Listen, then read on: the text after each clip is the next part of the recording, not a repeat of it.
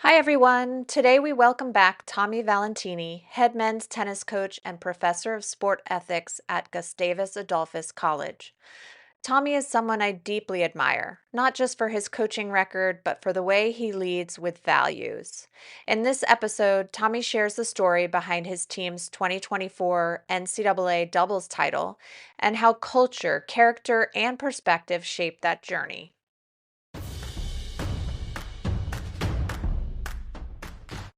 Great. So you have had some success up there at Gustavus Adolphus. Last year, you coached the national championship doubles team. Yeah. And tennis is a unique sport because it's an individual sport, but you're playing on a team as a team. You're playing a team championship. And then in the NCAA, there's also in Division I and Division III, there's also this individual championship at the end of the team championship. Mhm. So how did you get your players to continue to play when really their focus, and because of the culture that you've shaped Mhm. there, is really on the team and playing for each other, not necessarily playing for themselves? Talk us through that. Well, I've had a few great mentors who I got to watch go through that process with their team and our team. So thank you. And Talk about this was a sliver of the amount of individual championships that you all were able to win at Emory. I should say I was a part of that for a little bit. You absolutely very were. gratefully so. Yeah. This was a really interesting one. I think we try to frame all the individual stuff, like I said, under the umbrella of our culture. I think that's the first and foremost. I think any of those guys we had some years ago, the TED Talk I did was about our team, Amrit Donkina and Maya Dennis, who made the NCAA championship and played a perfect match up through match point and then lost in the championship match after having a match point. And we were so proud of them. I think that the big takeaway from them was they were incredibly successful because they lived out our team's values on the toughest stage and in the midst of heartbreak in terms of getting as close as you can get to the final goal and not getting it. And so, they continue to be inspiring 10 years after. And we wound up in the same situation again this year, which was really so cool because I was equally grateful and proud of the two guys, Gage Goal and Tyler Hadorf, who won this year because they did the same thing. They just happened to make one more ball. That's it. And so, in fact, they were much closer to losing many times over. They won. I think you and I talked about this, but they won 7-6 in the third in the first and second round. They were inches away from going home a few times. But I think that they would, any of those four would trade those individual championships for a team championship in the blink of an eye. And so I think we know that, they know that, and hopefully we just frame what they did and how they did it and what they learned along the way as a really important and helpful tool to help our whole team grow. So I think that's number one. But these guys were in a really unique situation this year. I think we learned a lot and our team learned a lot and will continue to learn a lot from what they went through. On mid-April, Gage suffered an ankle injury, and the doctors told him 8 weeks. Oh, yikes. And so we thought we thought we were in real trouble. He's just, a huge part of the heartbeat of our team in every way, just in terms of what he produces, but how he leads and how he competes. And so we thought, he was done. Later on after the tournament, we should, their dads are good friends and showed a text. We're like, hey, sorry about the ankle, bummer. We'll have to wait until, spring of 25 to see if they can get one. And so we had incredible trainers. He worked so hard. He got himself back to a spot where he could play, we were barely able to be in the tournament to begin with, which I think put us in a position to be extremely grateful to be there. Mm-hmm. And I think that changes everything. I think when you have gratitude for the moment, no matter what it is, rather than the need to prove or the need to win or validate or, have your ego be, satisfied or your self-worth be fulfilled by winning. Like we went to St. Louis, they had another teammate who was playing in the singles. And so there was 3 of them there and they were just having a blast. And really, honestly, more than any other situation I've been in as a coach, just grateful to be there, because Gage really was supposed to still be in a boot. Mhm. You know, he had a grade 3. I'm not that kind of doctor, but he had the worst kind of ankle problem you could have, you know. And so that was the first part. And then the second part, I think, where we learned a lot, which I think some wider than tennis, wider than doubles, universal ideas here, is they knew that everybody there was good. Like, I think especially as when you know this, when you talk about the doubles in the NCAAs, what are there, 3,000 doubles teams in the country, right? You're talking about the 16 best. They're Mhm. all nasty. They all can play. Any one of them can win, right? And they knew that we could play our best and live out our values at the highest level and still lose, right? And so now you're thankful to be there. Now you know that it's going to be difficult. You're not expecting to beat anybody 0-0 when you go to the NCAAs, right? So you know they're all going to be tough. And then I think another thing that they did incredibly well is they saw the big picture. So a classmate of theirs, Gustavus, a few years ago, and I'm going to get there. I'm going to get back around. It's long story longer, as one of my colleagues likes to say. But when they were first years, so they were sophomores when they won. When they were first years, a classmate of theirs played on the NCAA championship team in women's hockey for Gustavus. They beat Amherst in triple overtime to win the national championship. And they just had this incredible run, and it was incredible for our whole community. 4 of them the summer after were in a car accident together, and one of the young ladies was killed. And it's been just so tragic for obviously her family and Gustavus and their program and everybody. You're just never in the world the same way.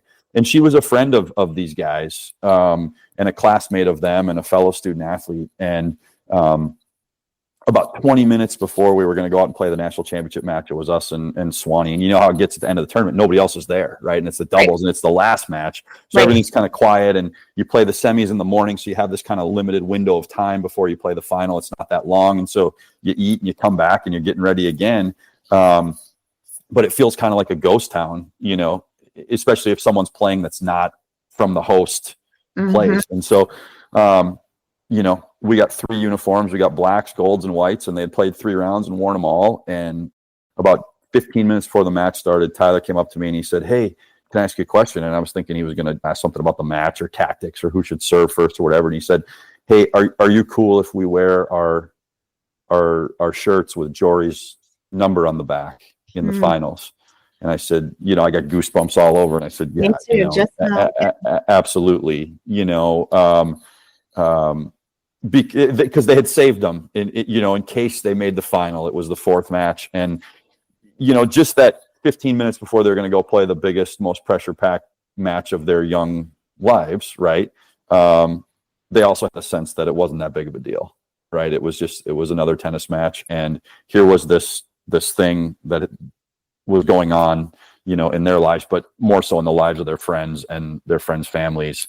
That was way, way bigger than that. And so to take the opportunity to honor her and have that visibility, you know, for her friends and family and program, and in that moment was like where most kids would be nervous and ready to vomit in the bathroom of the little tiny old locker room there in St. Louis before they went out. That's what was on their minds. And so I was like, they get it. They understand the big picture. We're going to be okay either way.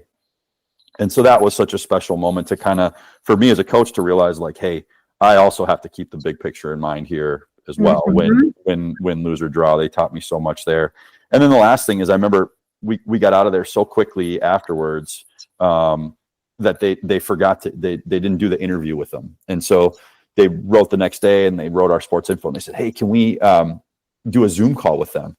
And I'm going, oh boy, you know, here we go. Zoom call with these 2 20-year-olds. You know, I'm not around to supervise the interview. There's no, you know, who knows.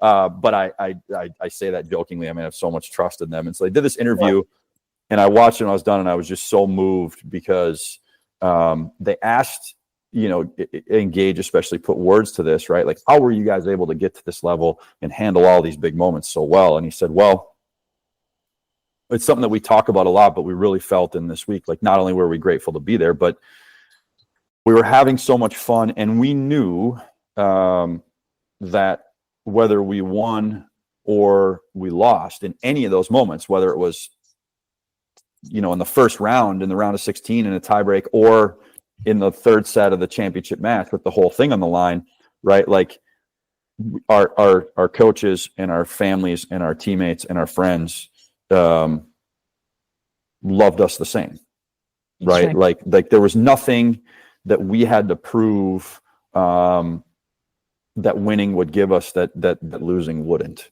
right? They're best friends, they're roommates, they have incredible support from their team. They're incredibly supportive to their team.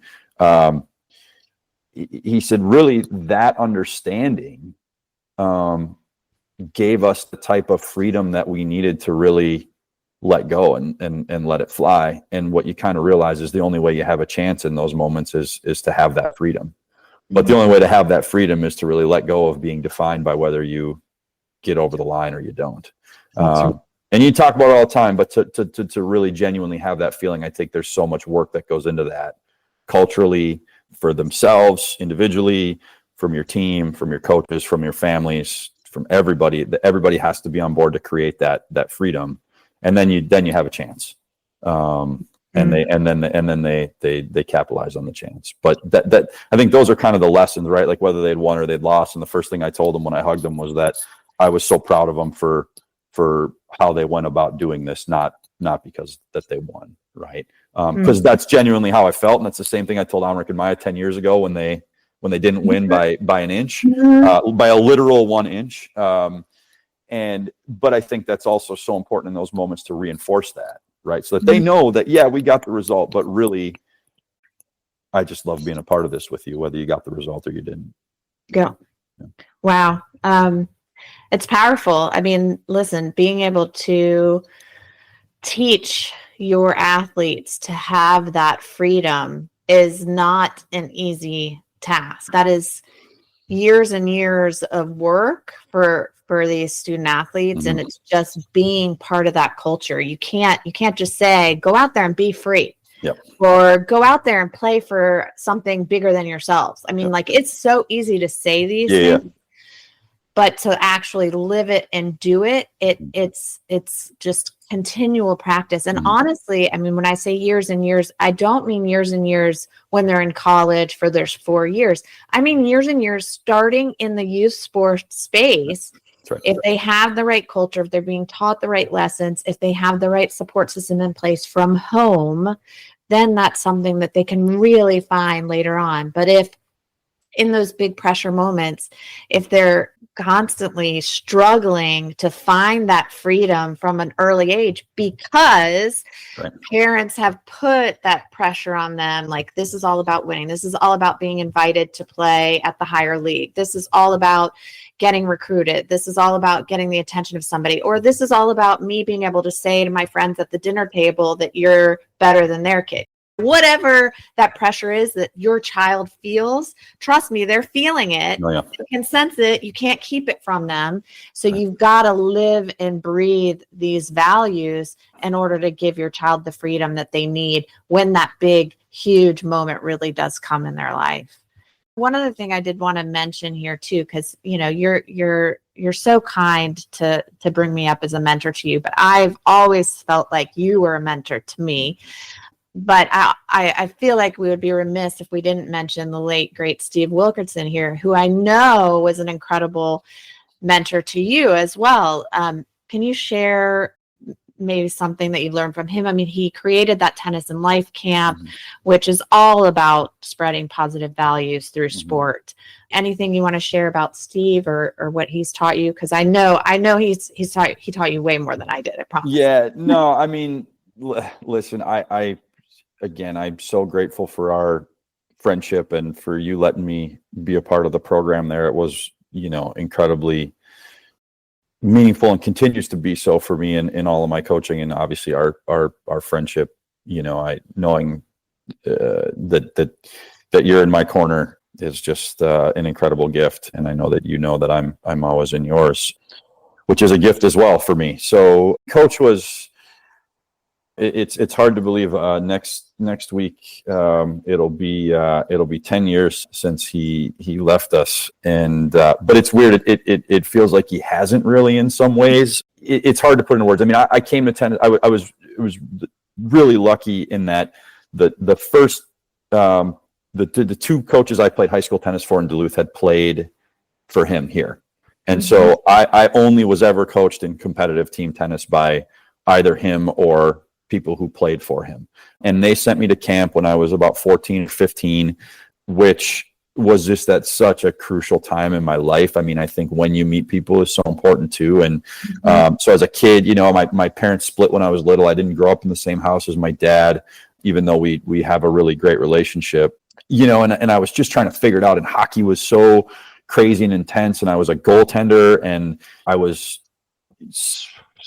okay, but I wasn't the best, and I was trying to navigate that and these teams, and so much of who I was defined by what I was doing when I was playing. And then I got here when I was 15 or whatever age it was to camp for the first time. It was only like 4 days, but just being in that space with him and sort of feeling what felt like in this different approach, which was so different from anything I'd ever experienced, right? Like, you're not defined by what you accomplished, but there's still this incredibly high standard of living out these values. That was sort of the first moment where I was like, I don't know what's going on here. I kind of feel it in my bones. If I'm going to keep playing, I kind of need more of that. And then I was just fortunate to play for him and to work with him and for him. And then, to be the next head coach after him. And he was only supposed to live about 9 months after we transitioned him out of being the head coach and me into being the head coach. And he was writing his book at the time called Let Love Serve. And he was, a number of beautiful things. One of them was beautifully stubborn. And I think he wanted that book done, and he wanted to hang around as long as he could to for a number of reasons. And so we wound up living about 5 more years and was able to be here with me and helping when I was becoming a head coach at far too early and unprepared of an age and stage. So, I think he taught me, he's like a coach and a teacher and a friend and a parent and a grandparent and all those things combined into one in all the best ways. But I think at the heart of it, he did 2 things that were incredible that I think can be super useful for parents as well. He was incredibly, like I said, beautifully stubborn in terms of living out our values, even when it was most hard, even when he was facing cancer and, a cancer that they said they had cured, and they took out his kidney, and he could have been bitter and just said, how'd you miss this or whatever. And then kind of was a pretty standardly curable cancer. And all of a sudden he had it all over his body 6 months later and was uncurable at that point. And he could have pouted and he could have been negative. And he just said, this is another opportunity for me to live out my values in the midst of a result that didn't go the way I wanted it to go. It's no different than the things that he was trying to teach us in the context of the dumb game every day. And so to see him model that so clearly when the chips were really down, I think was the most powerful thing that I experienced. But also being taught by him, I've said this a few times, he was the most incredible user of what I call double vision that I've ever seen, which is he had an incredible ability to see me and my teammates and any of us that were fortunate enough to work with him and for him, where we were at a given moment, which from 18 to 22 was not always our most sparkling moments on and off the court. He had the incredible ability to see us and meet us where we were in those moments and be, honest and challenging and difficult with us in those moments if that's what we needed, and really help us and guide us through those moments, while at the same time holding in tension this vision of us as what we were capable of when we were at our best. And he never let go of either one of those things. He saw us, one of his eyes, he saw us with where we were at the moment, and the other part of the double vision was to see us as what and treat us as what we could be capable of when we were at our very best. And that ability to do those things at the same time and hold those in tension, I think, helped and inspired a lot of people to be able to live out their values and our values when things got tough. And I think that was a gift that he gave not only to me, but to thousands of people. So yeah, he was the best, and it's an honor to be a part of that legacy. Well, and that's a gift that you give to your student athletes now, and that's a gift that you give to your children now as well. I mean, that's the legacy, and we pass it on. And I think by having conversations like this and sharing them with other parents, I think that we can spread that legacy as well. Tommy, thanks for being here today. It is always a pleasure, and I look forward to doing it again soon if you have time. I would love it. It's my pleasure. I'm so, like I said, so grateful for you, and so grateful that you're doing this work. It's going to make a huge difference. And anytime anybody ever bails on you, or you got an empty slot, or you need the audio verbal sleeping pill that I can provide for people, you let me know, and I'll be there in a heartbeat. Love it. Thanks. All right.